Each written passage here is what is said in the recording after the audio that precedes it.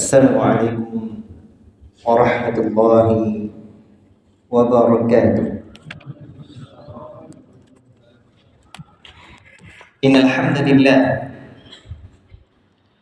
nahmaduhu wa nasta'inuhu wa nastaghfiruh wa na'udzu billahi min shururi anfusina wa min sayyiati a'malina.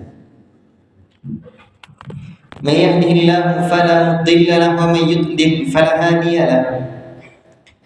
أشهد أن لا إله إلا الله وحده لا شريك له وأشهد أن محمدا عبده ورسوله. يا أيها الذين آمنوا اتقوا الله حق تقاته ولا تموتن إلا وأنتم مسلمون. يا أيها الناس اتقوا ربكم الذي خلقكم من نفس واحدة وخلق منها زوجها وبث منهما رجالا كثيرا ونساء واتقوا الله الذي تساءلون به والأرحام إن الله كان عليكم رقيبا. يا أيها الذين آمنوا اتقوا الله وقولوا قولا سديدا يصلح لكم أعمالكم ويغفر لكم ذنوبكم ومن يطع الله ورسوله فقد فاز فوزا عظيما. أما بعد فإن أصدق الحديث كتاب الله وخير الهدي هدي محمد صلى الله عليه وسلم وشر الأمور محدثاتها وكل محدثة بدعة وكل بدعة ضلالة وكل ضلالة في النار. أيها الإخوة, bapak-bapak, ibu-ibu, para pemuda dan anak-anak sekalian yang kami cintai karena Allah Tabarakar Rahman. Syukur kita kehadirat Allah Rabbuna Jalla fi'ula, Allah Ta'ala yang senantiasa memberikan kita rahmat dan nikmatnya, sehingga hari-hari kita mendapatkan manfaat dari kehidupan yang sesaat ini. Kita memiliki anak dan istri, keluarga, pekerjaan dan rezeki yang tiada terhenti-hentinya diberikan oleh Allah Subhanahu wa Ta'ala. Nikmat ini sejak kecil kita disuguhi satu ayat oleh para khatib dan para penceramah, la in syakartum la azidannakum wa la in kafartum inna adzabi lasyadid. Jika engkau syukuri nikmatku, niscaya akan aku tambah. Allah tambah keberkahannya. Bahkan juga Allah Ta'ala tidak hanya menambah kualitasnya, tapi juga kuantitasnya, jumlahnya. Sehingga cobalah tengok, dulu waktu masih lajang, mungkin penghasilan kita sebulan cuma 1 juta. Begitu punya anak, punya istri, kita bertambah pula jadi 2 juta. Bertambah anak lagi, bertambah pula rezeki lagi. Makin bertambah anak, makin banyak rezeki. Allah, itu bukti bahwa Allah mengatakan. Tapi ingat, wala in kafartum inna adzabi lasyadid. Jika kamu kufuri nikmat itu, sesungguhnya azabku teramat sangat dahsyat. Artinya orang-orang yang tidak bersyukur atas nikmat Allah Ta'ala itu yang Allah berikan kepada kita, dan semuanya adalah nikmat yang datang dari Allah. Wa ma bikum min ni'matin faminallah. Tidak ada satu nikmat pun yang kalian terima, yang kalian dapatkan, melainkan itu hanya dari Allah. Allah yang telah menciptakan kita, Allah yang menghidupkan kita, Allah yang memberikan kita pakaian kita terlahir tanpa sekali benar pun, tanpa pekerjaan, tanpa bisa apa-apa. Allah yang kasih segalanya. Ingat, jika kita kufur, maka azab Allah Ta'ala akan benar. Dan di antara bentuk kekufuran atau salah satu macam dari kufur adalah kufur i'rad, berpaling dari agama Allah. Dan salah satu bentuk kufur i'rad, tidak mau tahu urusan ibadah dan agama kita. Orang mau kajian, orang mau ceramah, dia tak peduli. Hidup dia pergi pagi pulang petang, peras keringat banting tulang, hanya sibuk dengan dunia, dengan segala pernak-pernik yang ada. Tetangga dia wafat, kawan dia mati, sahabat dia sudah tewas, dia tidak peduli. Hatinya berpaling.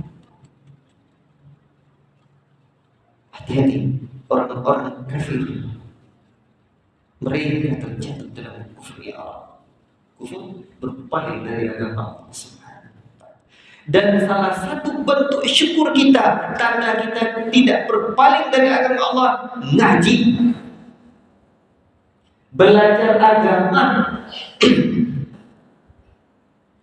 Di mana nanti alam kubur kita akan ditanya tentang rabbuk, man nabiyyuk wa ma dinuk. Orang yang tak bisa jawab hanya dengan lidah yang ha. Malaikat memukulnya dengan ganda besi. Sekiranya dipukulkan kepada gunung-gunung akan hancur dibuatnya. Dan tengok ucapan malaikat itu, la daraita wa la talait. Hei kamu tak mau belajar dan tak mau membaca. Fa'ittaraku bibitaraqatin min hadidin, dipukul dengan ganda besi. La ilaha illallah. Makanya Pak hidup ini ngaji terus. Kalau rasanya udah malas-malas belajar, udah malas ngaji, udah belas kajian-kajian, bibit-bibit yang menghantarkan kita kepada kufur i'rad telah menghinggapi diri kita. Ingat ini. Makanya orang-orang kafir dalam neraka, apa derita mereka? Law kunna nasma'u aw na'qilu ma kunna fi ashabis sa'id. Kalau dulu kami di dunia, kami mau dengar, kami mau berfikir, mau belajar, peras otak sikit. Jangan ngantuk ada hadir kajian. Orang monggo-monggo aja, tapi lah masuk. Nah, itu bukanlah masuk, namanya kemasukan. La ilaha illallah. Tidaklah kami termasuk golongan orang-orang ashabus sa'ir, golongan neraka. Nah, itu nanti orang tahu. Ini kadang-kadang Pak, bukannya kata buyamu, penyakit atau bondo yang paling kuat di dunia ini kok adalah model wajahnya Pam Ale. Ada. Apalagi Pam Ale belajar agama, Pam Ale ngaji. Itu paling kuat. Apa ini Mali aja. La ilaha illallah. Baiklah, sebelum kita insyaallah taala malam ini kita bahas satu pembahasan baru tentang ru'yatullah, melihat wajah Allah di hari akhirat kelak. Baik. Untuk menutupi pembahasan sebelumnya, kita baca matanya.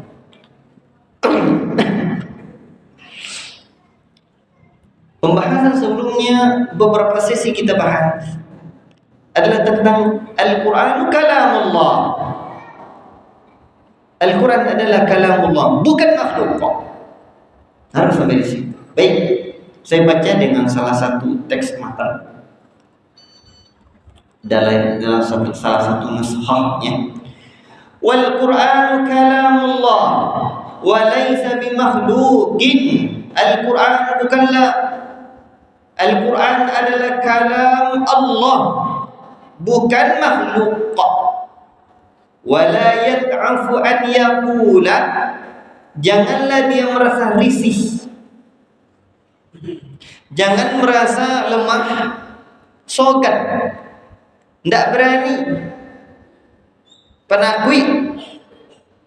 An yaqula, dia mengucapkan laisa bimakhluqin, dia bukan makhluk. Artinya ditambah Al-Quran kalamullah, bukan makhluk. Selesai. Qala, ia berkata, fa inna kalamallahi minhu wa laysa biba'in minhu. Sesungguhnya kalam Allah itu bukanlah sesuatu yang terpisah.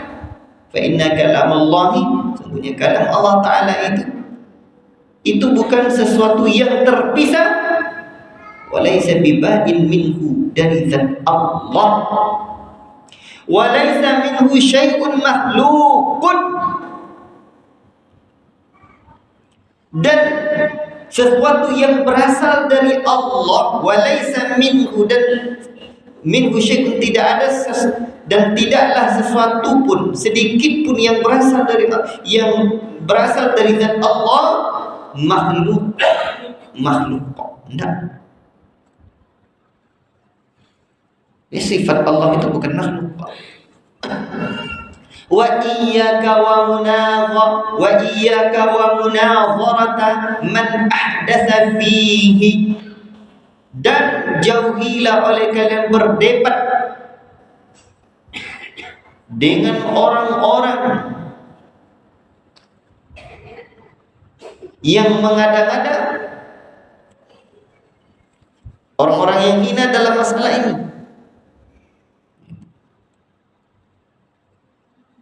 Dan jauhilah oleh kalian orang-orang yang ada dalam masalah ini. Wa man qala, dan orang-orang yang mengucapkan bil lafzi wa ghairihi, yang mengucapkan lafziyah, lafaz. Al-Quran itu adalah lafaz.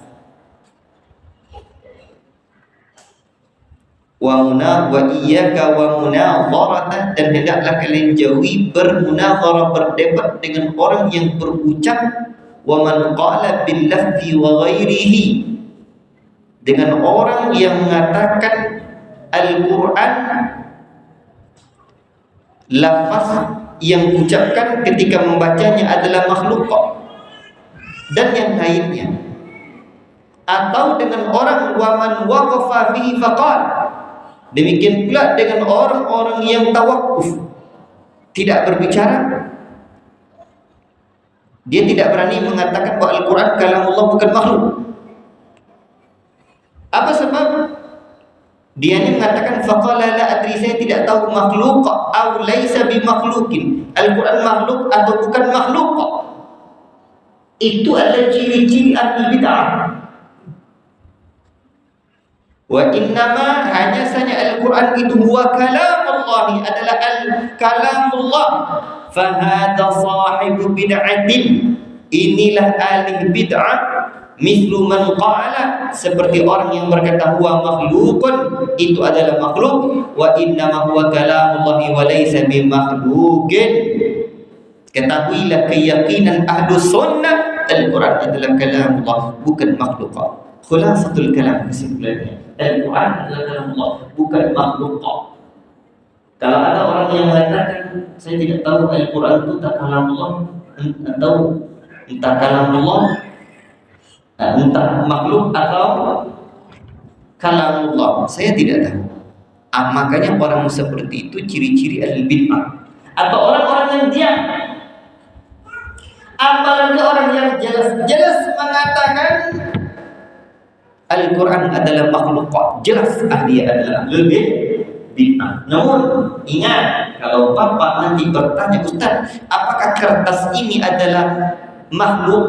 Betul.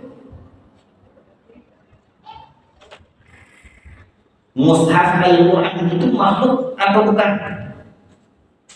Mushaf Al-Quran itu makhluk atau bukan, Pak?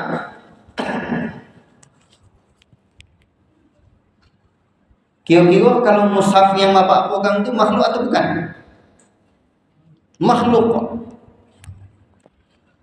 Kalau Pak Ahmad misalkan baca Al-Quran di handphone, kan baca Quran di handphonenya kan? Itu handphone atau aplikasi yang ada di handphone itu makhluk atau bukan? Makhluk kok, tapi kandungan yang dibaca itu adalah kalamullah, ghairu makhluk kok.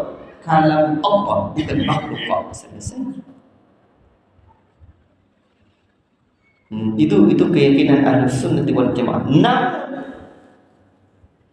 walaupun mushaf Seperti itu adalah makhluk, tapi adalah makhluk yang dimuliakan. Makhluk yang dimuliakan.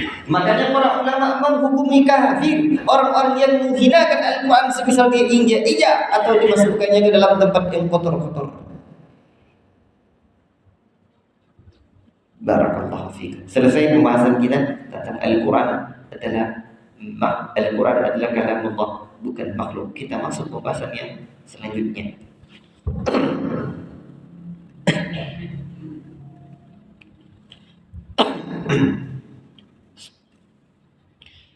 Wal imanu birru'yati yaumal qiyamati, dan beriman, ini keyakinan Ahlus Sunnah, usul, pondasi, aslun min usulis sunnah, pondasi akidah, dari pondasi-pondasi akidahnya Ahlus Sunnati wal Jamaah, beriman dengan satu peristiwa yang disebut dengan ru'yatullah, melihat Allah. Yaumal qiyamati, di hari akhirat kelak. Kama ruwiya, sebagaimana yang diriwayatkan anin Nabi, dari Nabi sallallahu alaihi wasallam. Begitulah Ahlus Sunnah, selalu ada riwayat, bukan hikayat yang dengan makna dongeng, tapi riwayat. Dan riwayat itu ada dua, ada yang makbul dan ada yang ghair makbul atau mardud. Ada yang diterima dan ada yang ditolak. Ahlus Sunnah tidak menerima hadis-hadis yang palsu. Dalam masalah akidah Ahlus Sunnah wal Jamaah, betul-betul mesti berpegang teguh dengan apa? Dengan dalil yang sahih. Baik. Dalil-dalil yang dhaif bukan menjadi pijakan dari pijakan Ahlus Sunnah wal Jamaah. Makanya setiap permasalahan mesti ada dalilnya. Fil ahadits sihah, di dalam hadis-hadis yang sahih. Di sini kalimatnya ahadits sihah, hadis-hadis yang sahih. Sebab bukan hanya satu hadis yang menjelaskan tentang peristiwa ini akan terjadi di hari akhir kelak. Wa anna nabiyya sallallahu alaihi wasallam, dan sesungguhnya Nabi sallallahu alaihi wasallam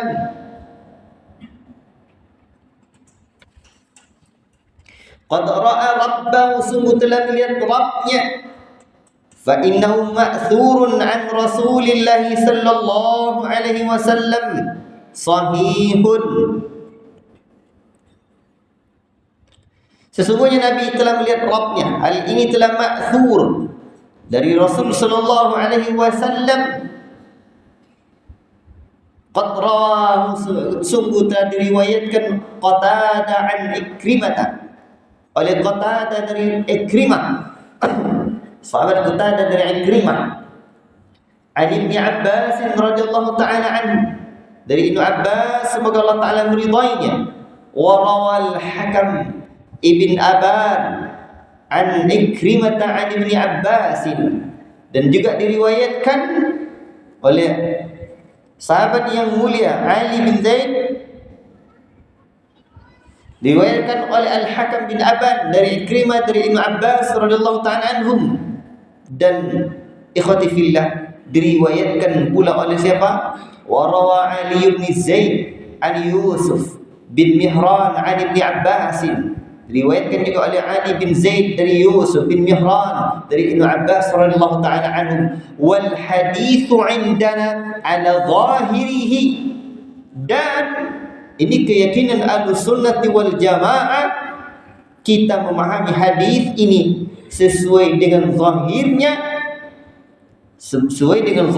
hadis ini kama jaa 'anil nabiy sallallahu alaihi wasallam, sebagaimana telah datang dari Nabi sallallahu alaihi wasallam. Wal kalamu fihi bid'atun, dan berbincang-bincang meragukan perkara ini adalah sebuah perkara bid'ah, walakin nu'minu, tetapi kita beriman bihi, terhadap perkara ini, kama jaa ala zahirihi, sebagaimana telah datang dengan jelas secara zahirnya, wala nunadhiru fihi ahadan, dan kita tidak berdebat, tidak bermunazarah dengan seorang pun dalam masalah ini, karena ini adalah perkara keyakinan. Tidak ada yang perlu kita perdebatkan.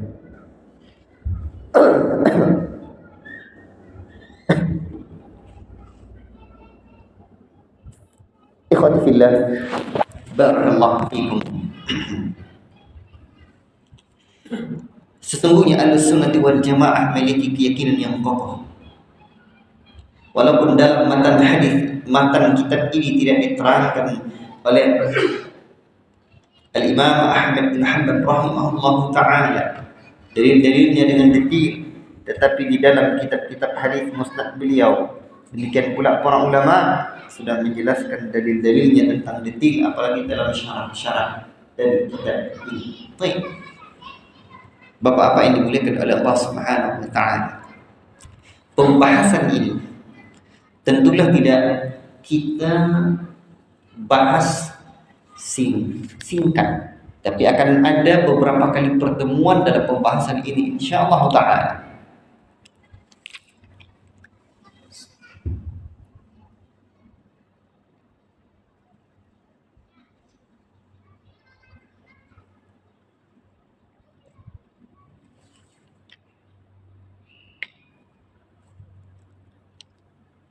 Saya merasa pembahasan ini perlu kita urut. Bapak-bapak, ibu-ibu yang dirahmati oleh Allah Subhanahu wa taala, sudah adakah keyakinan di hati kita akan berjumpa dengan Allah? Ini pertanyaan mendasar yang perlu kita pertanyakan pada diri kita. Kalau sudah yakin kita akan berjumpa dengan Allah, timbul pertanyaan yang kedua yang harusnya kita timbulkan. Sudahkah ada kerinduan di dalam diri kita ingin berjumpa dengan Allah?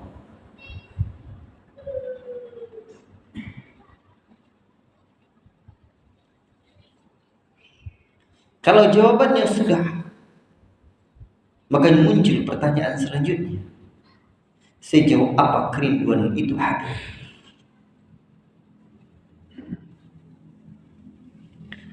Adakah seperti kerinduan seorang kekasih terhadap kekasihnya?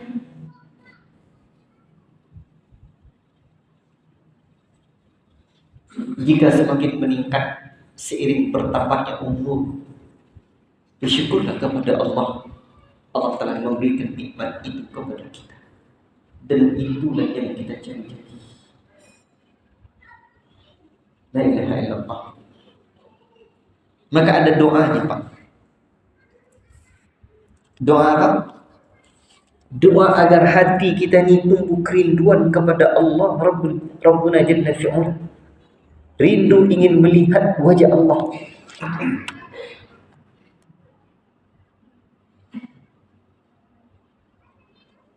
Allahumma inni as'aluka ladzatan nadhar ila wajhik wa syauqa ila liqa'ik. Ya Allah, beri kami kelezatan untuk melihat wajah-Mu, dan beri kami kerinduan untuk berjumpa dengan La ilaha illallah. Lah hafal doa, Pak. Kalau lu hafal, sama-sama kita hafal. Boleh ikuti saya? Ini di antara doa yang menghadirkan getaran dalam jiwanya orang-orang beriman. Ya. Doa yang sudah semestinya terlahir dari seseorang yang mencintai Rabbnya. Ikhwati fillah barakallahu fikum. Nah, coba ikuti saya. Allahumma inni as'aluka ladzatan nazari ila wajhik wasyauqa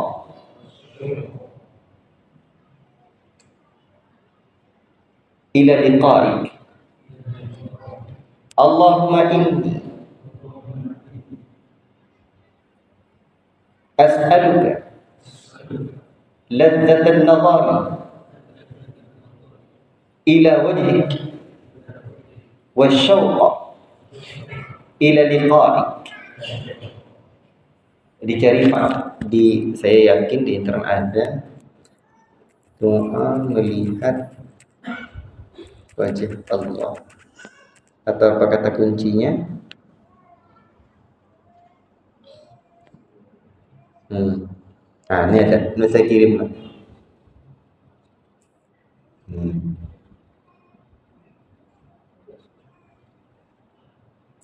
Cara download.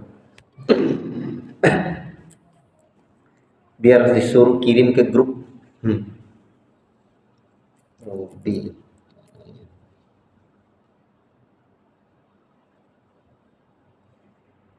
Ikuti lagi Pak. Allahumma inni as'aluka ladzatan nazari ila wajhik wasyauqa ila liqa'ik fi ghairi dharra'a mudirratin wala fitnatin mudillatin. Itu saya kirim ke Robi. Silakan dikirim ke grup. Tuh. Nabi sallallahu alaihi wasallam ajarkan kita baca doa. La ilaha illallah. Pak, sekarang coba kita balikkan pertanyaan ke pertanyaan tadi lagi. Udah di-share? Siap, kirim ke grup biar nampak aku doa. Dia hafal doa. Dah hafal Ustaz, baca itu tidak perlu apa-apa lah, hafal saja.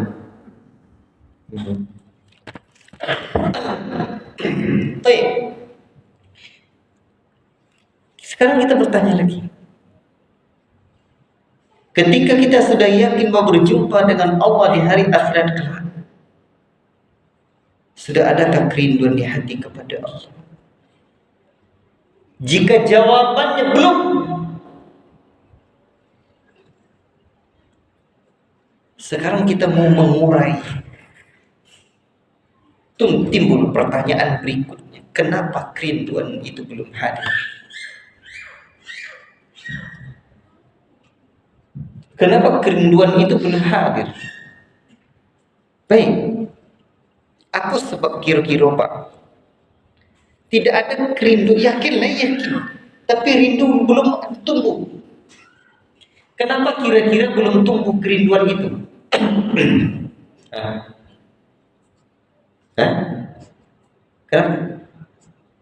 Kenapa kan? Karena dosa. Betul? Ada yang jawab lain? Kenapa orang belum datang rindu? Kenapa? Tidak kenal. Betul? Tapi orang bilang tak kenal maka tak sayang. Karena tak sayang itulah maka tak datang kerinduan. Betul Pak? Sekarang begini,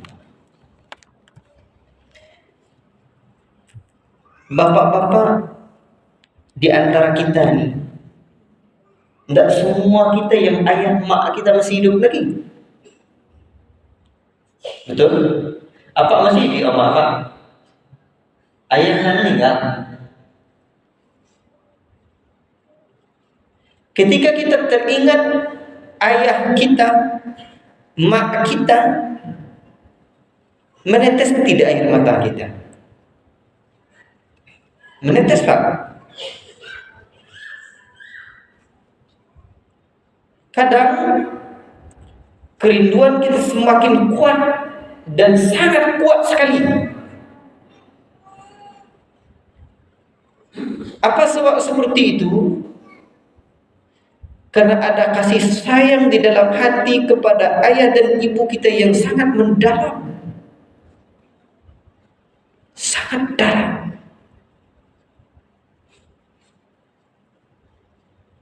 Sekarang begini, timbul pertanyaan,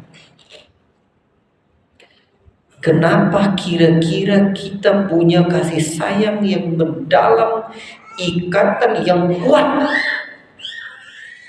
terhadap ayah dan ibu kita? Coba.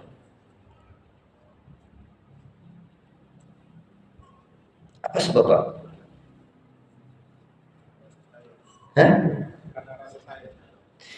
Kenapa kita punya kasih sayang yang mendalam kepada ayah dan ibu kita?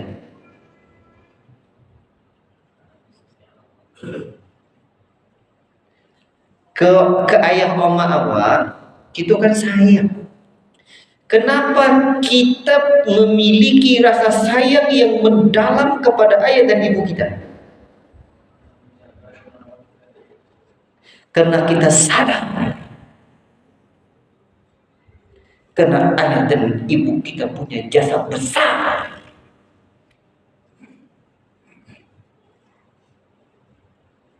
Punya pengorbanan yang besar terhadap diri kita.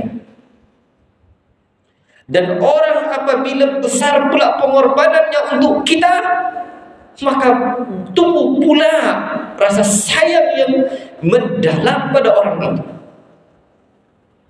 Sehingga ada rasa ikatan batin yang mendalam, ikatan kasih sayang yang terhujam kepada orang tersebut. Pertanyaannya, sejauh apa kita menyadari, sejauh apa kasih sayang kita kepada Allah? Apa sebab kasih sayang itu tidak tumbuh dan tidak hadir? Karena kita tidak merasakan ada jasa yang besar Allah dari diri kita. Artinya hidup kita yang tidak ada rasa kerinduan kepada Allah ini adalah karena hati kita dan pikiran serta jiwa kita yang belum sadar.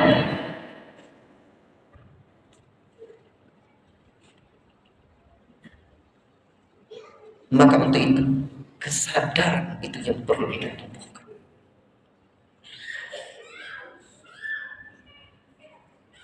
Maka bapak-bapak yang dimuliakan oleh Allah Subhanahu wa Ta'ala, semakin bertambah umur kita,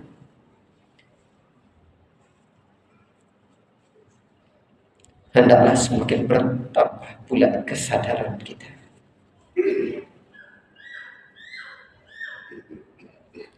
Jadi bapak-bapak, kalau belum hadir rasa itu, itulah jawaban mendasarnya. Berarti awak perlu monong-monong sorak, perlu monong-monong sorak.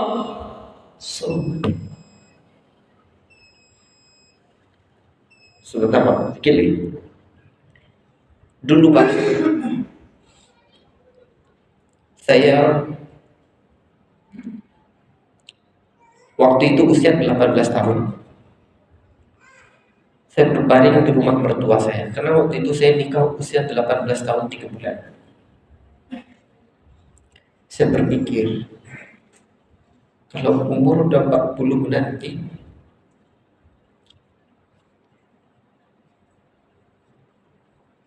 itu artinya saya semakin dekat dengan kematian.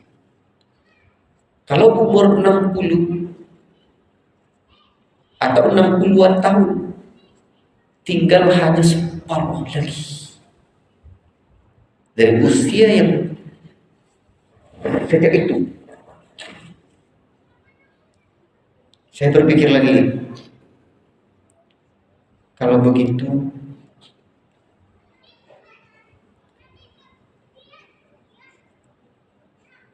usia 40 besok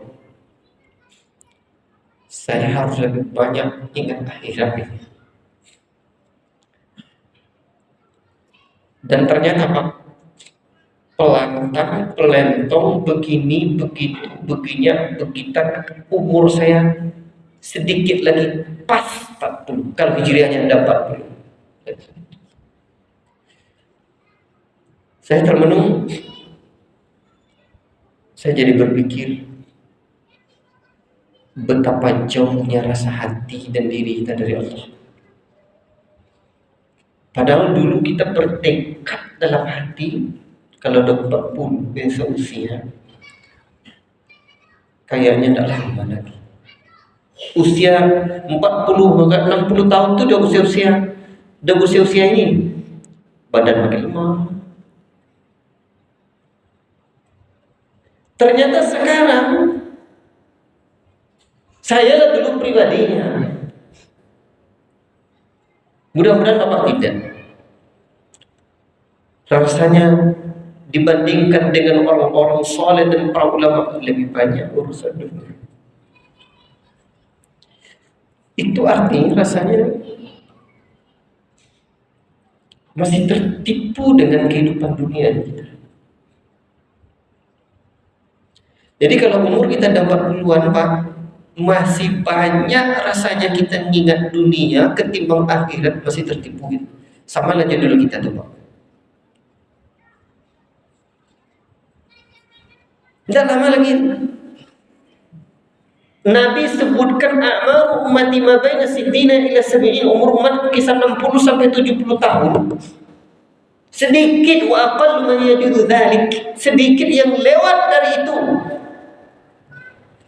Artinya kalau 40 Pak, lalu biasa baru muawak. So ujata usia tu hanya 60-an tahun. Tinggal 20 tahun kau alaikan sampai berapalah umur 20-an tahun. Apalagi yang sudah berusia 50 tahun. Kok ada badan sakit-sakit Pak? Orang awak ada masalah nenek, aku nyo pantangnya bui mati. Kalau bertanya, bapamu 60, ni sogan kau yang mati. Saya elok-eloknya kawan kalau mau nang akhirat awak 60 mu diingat awak dah lah. Banyak-banyak lagi akhirat kawan. Awak mula dokek-dokek umur Nabi tak apa lah awak tinggal lagi. Dia tolong Pak. On pona-pona dong telingo mo kali. Uang sakit datang.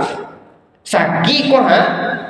Datang kawan menengok awak umur 60. Bertanya je bapa mungkininya lah 60 diingin awak deh.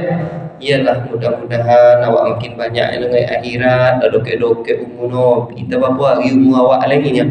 Ha? Tidak ada yang tolongnya begitu lah. Itu bukti bahawa kita jauh dari akhirat.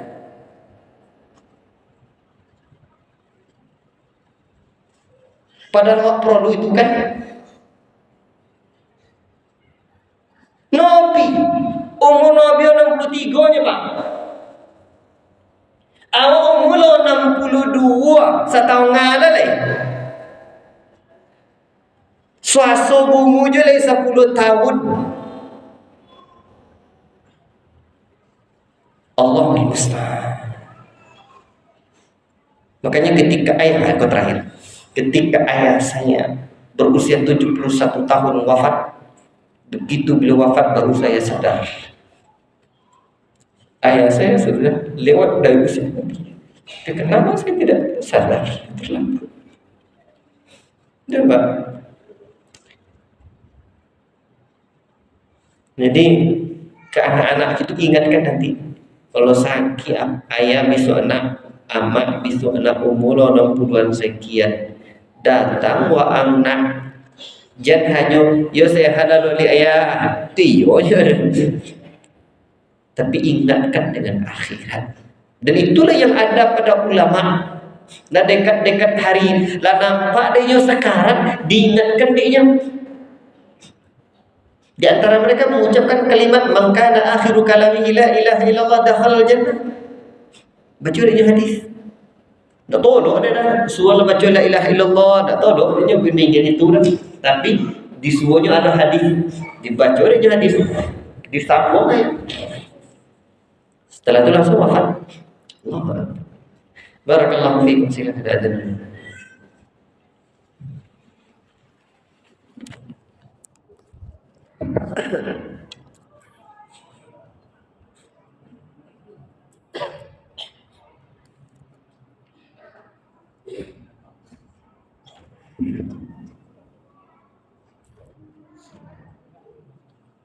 الله أكبر الله أكبر الله أكبر الله أكبر أشهد أن لا إله إلا الله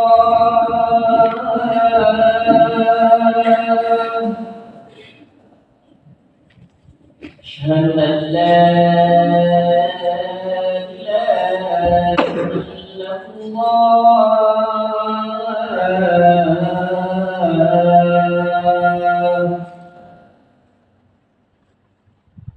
أشهد أن محمدا رسول الله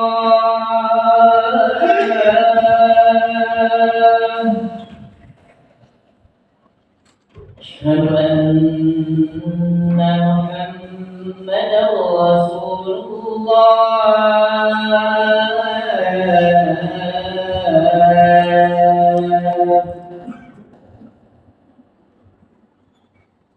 حي على الصلاة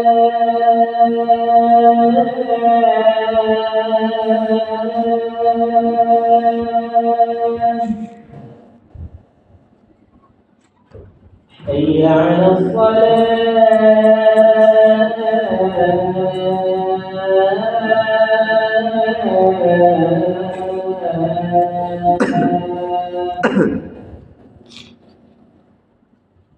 حي على الفلاح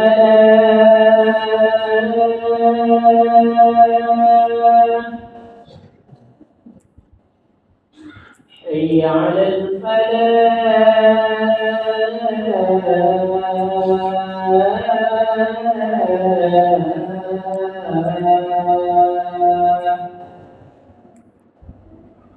الله أكبر الله أكبر لا إله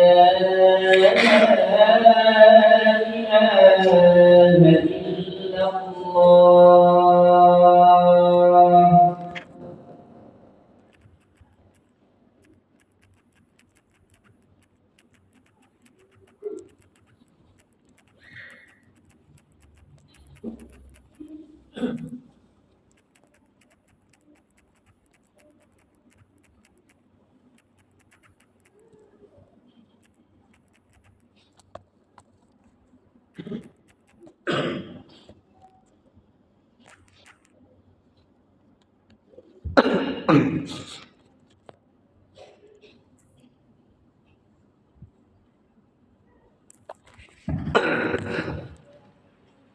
Alhamdulillah. Alhamdulillah wa kafa wassalatu wassalamu ala Rasulillah wa ala alihi wa sahbihi wa mawala. Bapak-bapak, kawan-kawan dan hadirin tunggal. Kita belajar akidah bukan sekedar untuk mendapatkan ilmu akidah. Tapi ilmu dalam makna yang hanya sampai kepada otak kita, tapi harus sampai kepada pemahaman dan keyakinan. Belajar akidah bukan hanya sampai ke otak, tapi turunnya sampai meresap dalam jiwa. Pak, kira-kira kalau ada orang yang setiap bulan memberikan kita gaji, beri pula hadiah, banyak kebaikannya pada kita, datang tak kerinduan kita dalam hati pada?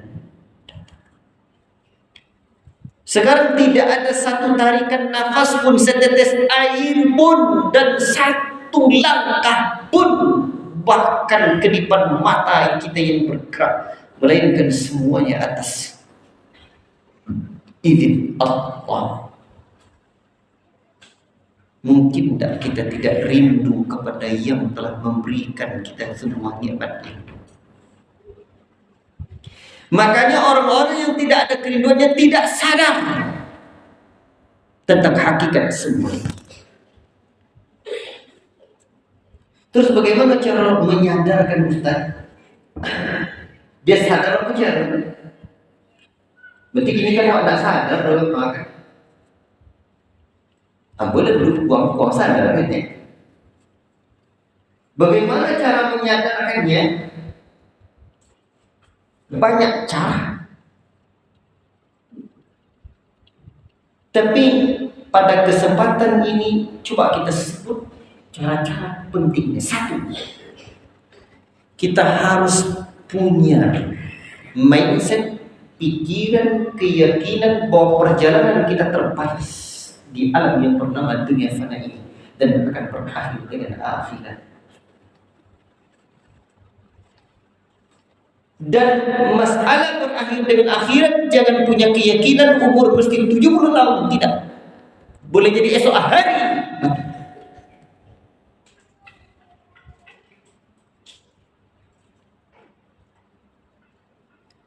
Dan itu sekarang kesadaran kita itu kurang, Pak. Bukti seringkali ke kuburan. Bapak coba tengok orang pergi datang ke kuburan. Saking jauhnya kita dari akhirat, Pak. Selain dari keluarga mayat yang sedih ditinggalkan keluarganya, yang lain pernah tak Pak nengok orang pergi ziarah kubur nangis? Ada tak tengok? Ada Pak. Cito-cito sawit, ringgit, piti.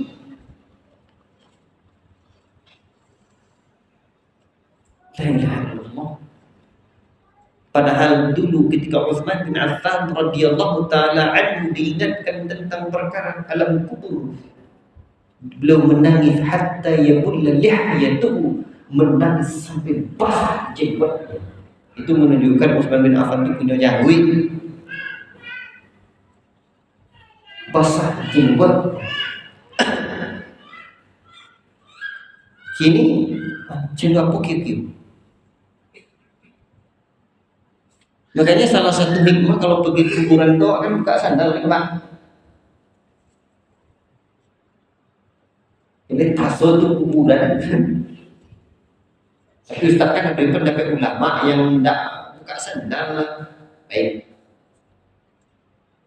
Kalau ikut penjelasan Syekhuna Sulaiman Ar-Rahili Hafizahullah Ta'ala, kalau itu mau kita masuk kuburan dan di situ ada jalan di dalam itu, jalan namanya, jalan utamanya, di situ belum buka sandal. Tapi kalau sudah lorong buka sandal.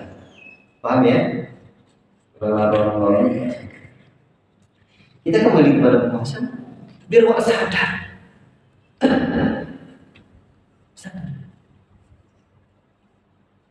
Jadi sekarang coba apa-apa poi surgang, coba menung di kuburan. Atau ada cara lain lagi, kita punya orang-orang yang kita sayangi dalam hidup ini Pak, berenung seorang diri, konon-konon. Itu untuk kondisi kita yang lebih lemah iman, itu lebih meresahkan. Maka untuk itulah Allah Ta'ala berikan kita hikmah. Ada uji kalian itu dengan hilangnya orang-orang yang kalian sayangi. Kan Allah Ta'ala menyebutkan walana kulwanakum bisyai'in min al-khawfi wal ju'i wa naqsin min al-amwali wal anfusi. Adanya Allah uji dengan kehilangan diri, kehilangan jiwa-jiwa orang-orang yang kita sayang. Konon terjadi apa pula nasibnya di dalam awak terjadi apa pula itu. Artinya sering-sering ingat kematian dan alam akhirat. Itu yang menyadarkan awak. Satu Pak. Yang kedua, bagaimana agar kita sadar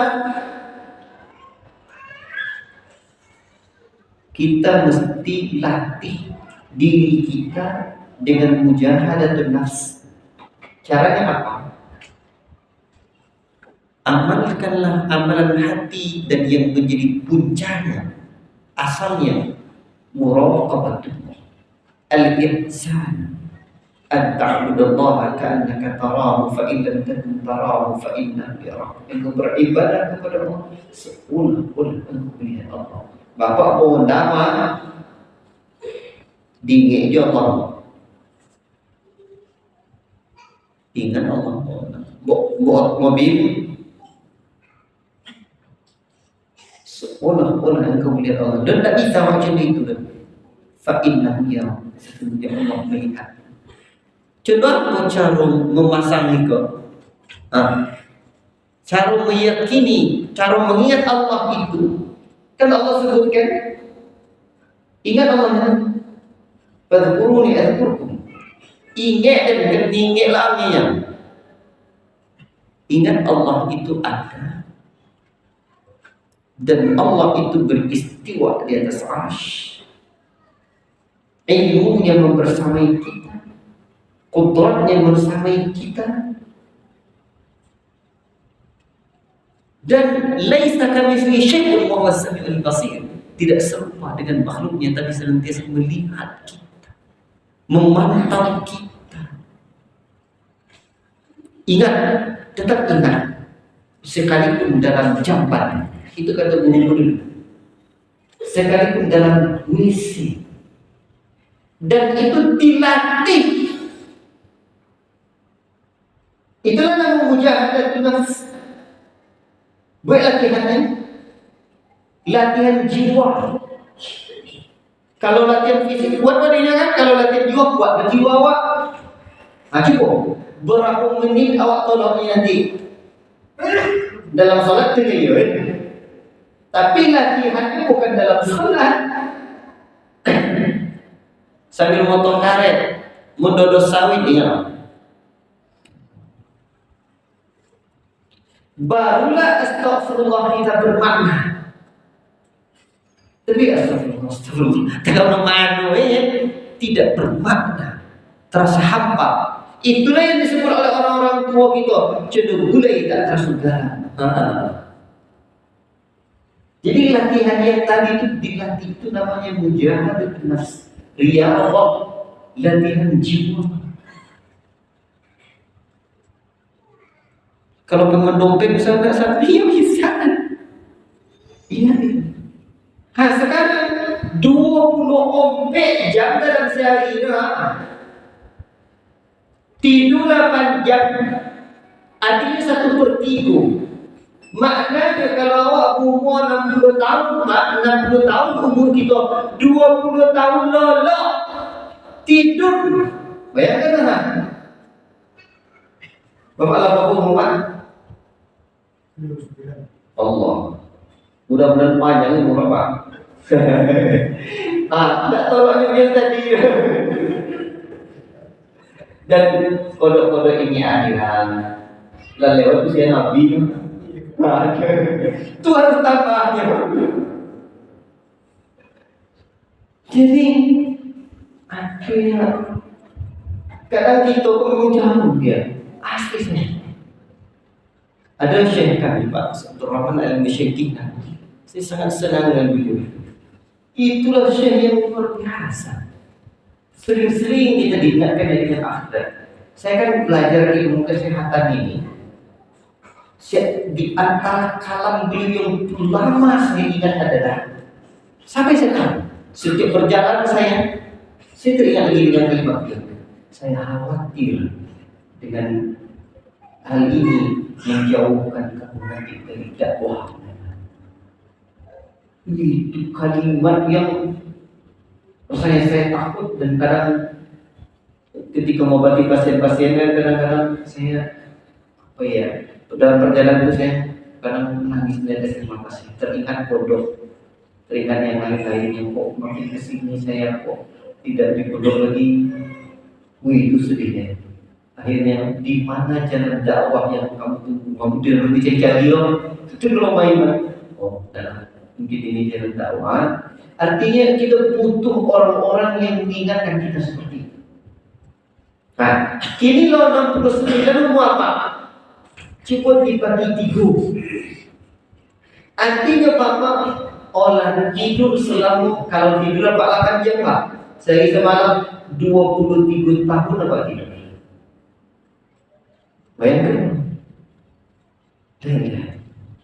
Makanya di sebagian kitab saya baca penjelasannya indah. Kita kalau usia 60 tahun itu kita itu disebutkan ketika kita sudah 20 tahun tidur, makanya biar kita tidak hanya bernilai tidur dan tidak hanya bernilai tidur usia 60 kan 20 tahun tidur, maka usahakanlah yang 20 tahun tidur itu pun bernilai ibadah. Itu bicara kira-kira bicara tidur pun ibadah. Apa cara orang kira? Pertama niat, karena kita tubuh butuh istirahat. Bahkan Allah Ta'ala menyebutkan malam itu tempat istirahat. Bahkan Allah Ta'ala sebutkan wajah dan lebih basah, malam itu sebagai pakaian. Baik. Jadi niatkan sebagai ibadah, ikut cara Allah Ta'ala. Allah Ta'ala yang memang mensyariatkan manusia itu malam tidur. Bahkan di dalam sunnah Nabi bergadang itu tidak boleh Pak. Ketika ponakannya Aisyah radhiyallahu ta'ala anha berjago-jago begadang setelah salat Isya, Aisyah tegur. Kata Aisyah, bukan begini Nabi mengajarkan. Itu artinya tidur. Bahkan kita dianjurkan cepat tidur, cepat bangun. Baik. Berarti niatkan tidur kita tuh mengikuti sunnah Nabi. Niat. Kedua, usahakan tidur kita itu mengamalkan sunnah Nabi. Apa sunnah Nabi? Sunnah Nabi apa? Menjelang tidur itu apa sunnah Nabi? Zikir. Dan dulu para sahabat kecil lain mereka tidaklah tidur, para sahabat itu, melainkan mereka mengingat akhirat. Sebab tidur itu Pak, itu ruh itu digenggam oleh Allah Ta'ala. Makanya tidur itu disebut akhir maut, saudara kematian, mati wajah. Kalau lain dibalik Allah Ta'ala ruh ke jasad kita pun ada jagowa. Tapi kalau tidak dibalik adalah awal sama sekali tidur dan tak jago-jago. Makanya di antara doa menjelang mendoa tidur itu apa? Bismillahirrahmanirrahim amutu wa ahya. Dengan menyebut nama Allah, aku mati dan aku hidup. Maka seharusnya ketika kita tidur, kita punya kerisauan di dalam hati. Kerisauan apa itu? Daya akan jago besok pagi. Sekarang Pak, usia kita dah 40 tahun, 30 tahun, 50 tahun, berapa kali kerisauan itu hadir dalam hati kita? Tidur lope aja atau nyarong? Lope tidur itu tak berkerisauan lah. La ilaha illallah. Orang mana? Seringkali tidak mau matanya tidur, Pak. Sejak saya mengobati pasien-pasien, belum saya jumpa yang pasien tidak mau matanya tidur karena risau besok hari boleh jadi mati. Belum saya jumpa.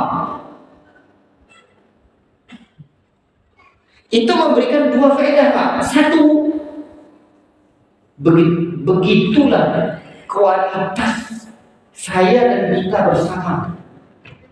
Yang kedua, boleh jadi orang-orang yang mengingat bahwa besok hari dia boleh jadi wafat, boleh jadi ketika tertidurnya lomak tidurnya. Itulah mungkin bapak-bapak dan kita lomak tidur bapak yakin sebagian mati kan.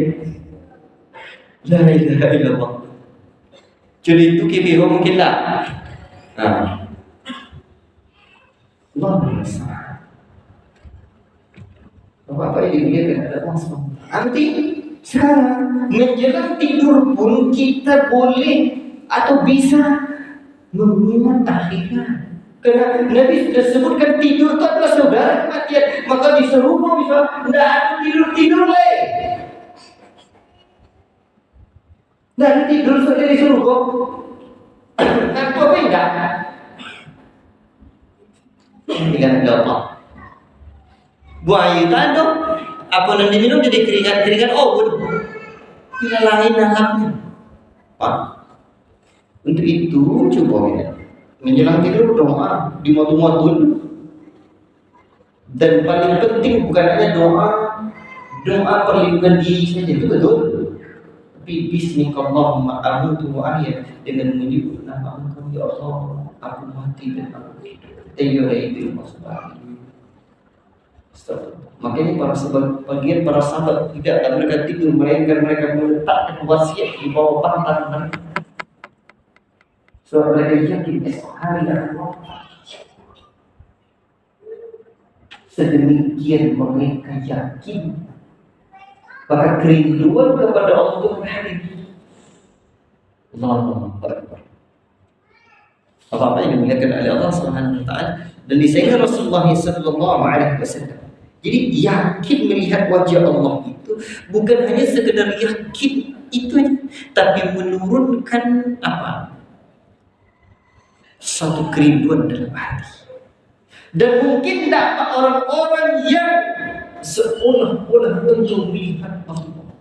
Kalau tidak belum sampai ke situ, yakinilah Allah senantiasa melihatmu. Ya, mungkin tak orang-orang seperti itu tidak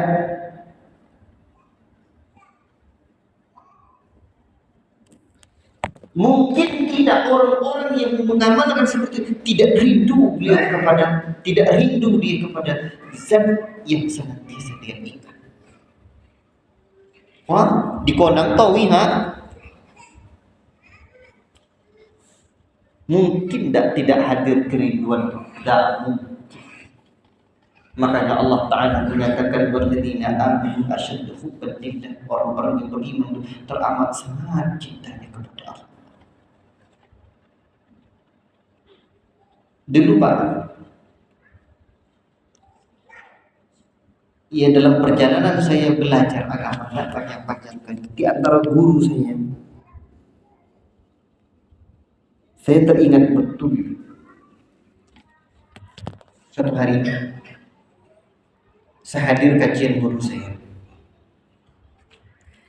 Apa kata beliau di hadapan jemaah? Saya berharap katanya,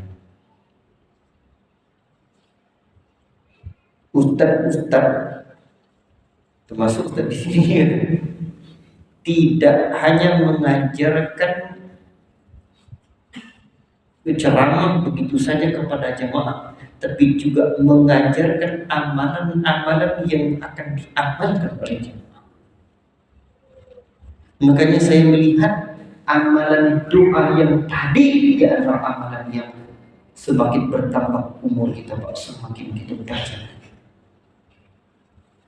agar datang kerinduan dalam hati. Biar awak sadar permasalahan hidup itu tidak sadar pernah yang jadi masalah. Itu permasalahan hidup kita kan nan tak sadar nak apa. Makanya Allahumma inni as'aluka ya Allah, aku memohon padamu ladzatan nazar ila wajhik, kelezatan melihat wajahmu ya Allah, wasyauqa ila liqa'ik, dan kerinduan berjumpa denganmu ya Allah. Dibaca di jiwa itu fi ghairi dharra'a mudirrah.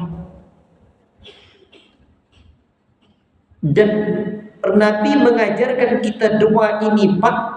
Tadi artinya alun kita sabi. Coba lihat doa ini artinya fi ghairi dharra'a mudirrah. Setelah kerinduan ingin berjumpa dengan Allah tanpa penderitaan yang membahayakan, tidak ada lagi.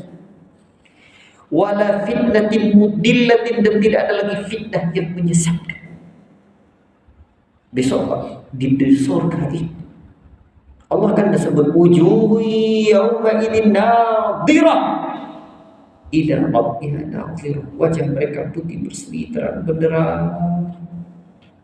Ada nikmat yang jadi nikmat ziyadah tambahan.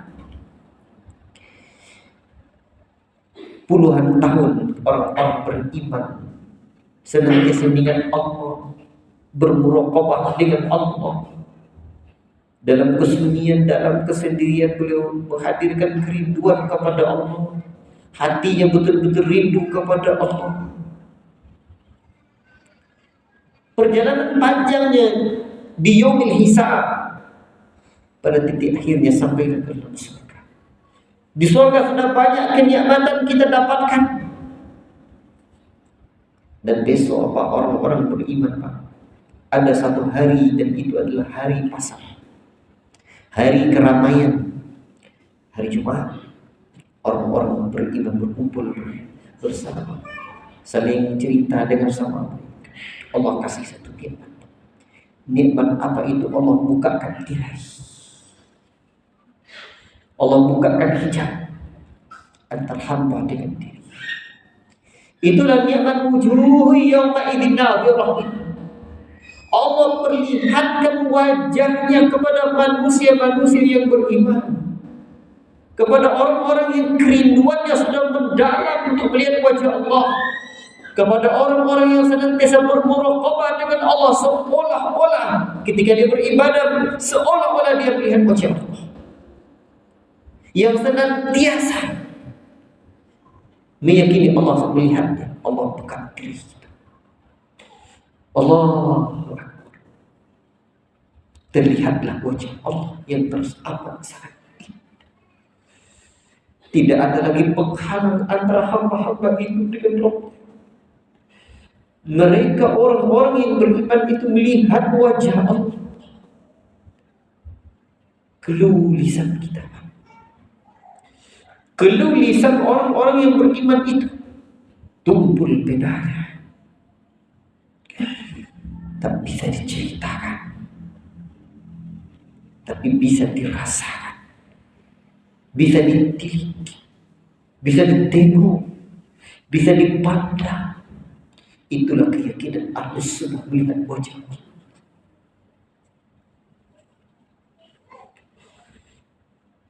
Begitu Allah Ta'ala tutup lagi tirai itu,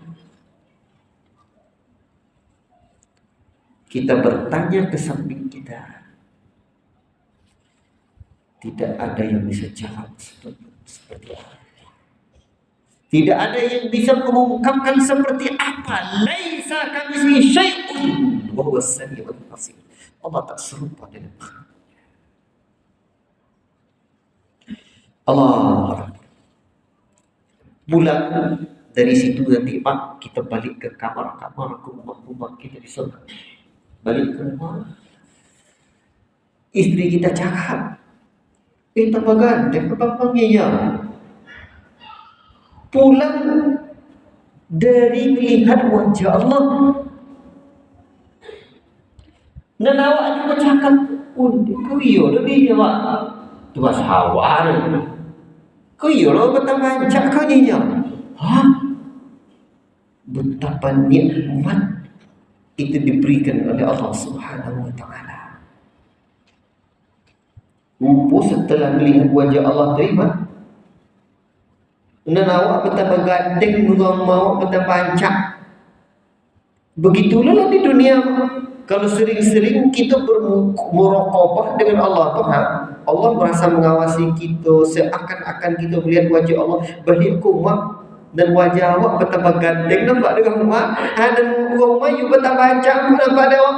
Ikut tak apa ini ditengok tadi apa dibayangkan balik aku rumah tak apa orang baca kau. Dan awak tadi itu loh, tak bagi laku bagi tahu buat lah model. La ilaha illallah. Apa yang dimuliakan Allah SWT. Ini kita yakini. Ini keyakinan Ahlussunnah wal Jamaah. Cukup lagi. Nah, jadi ini keyakinan Ahlussunnah wal Jamaah yang harus kita yakini, Pak. Alangkah menderitanya kita tidak mendapatkan nikmat ini. Pak, tidak ada ibadatnya. Menderita kita. La ilaha illallah. Jadi pertemuan yang akan datang kita bahas ada orang-orang yang tidak meyakini. Jadi dalam hati kita, Pak, inilah keyakinan. Harus kita yakini. Harus tumbuh dalam hati. Jadi keyakinan bahwa kita melihat wajah Allah tidak hanya sekedar keyakinan, tapi menumbuhkan sebuah amalan, dan terutama di sini adalah amalan hati. Dari hati itu nanti akan keluar dari amalan zahir. La ilaha illallah. Wallahu ta'ala a'lam bishawab. Semoga bermanfaat bagi saya dan semoga menjadi iktibar pelajaran bagi kita bersama. Yang benar hanya dari Allah. Yang salah dari pribadi saya yang menyampaikan hanya kebenaran yang mesti kita ikuti. Semoga Allah Ta'ala tambah ilmu kita, Allah Ta'ala tambah amal kita, Allah Ta'ala tambah keyakinan kita, Allah Ta'ala tambah kedekatan kita dengan akhirat. Allah Ta'ala jadikan hati kita sebagai anak-anak akhirat, bukan anak-anak akhirat. Semakin cinta pada Allah, semakin rindu dengan Allah. Semoga Allah Ta'ala pula tarik kita, ambil kita. Allah beri kita taufik untuk terus semakin bertambah umur, semakin banyak karya nyata, semakin banyak amal saleh, semakin banyak ketaatan, semakin dekat hati kita dengan Allah Subhanahu wa taala. Allah taala alam bisawab. Allah manfa'na bima 'allamtana wa 'allimna bima yanfa'una wa sallallahu wa sallama ala nabiyyina Muhammad wa ala alihi wa sahbihi ajma'in. Wassalamu alaikum warahmatullahi wabarakatuh.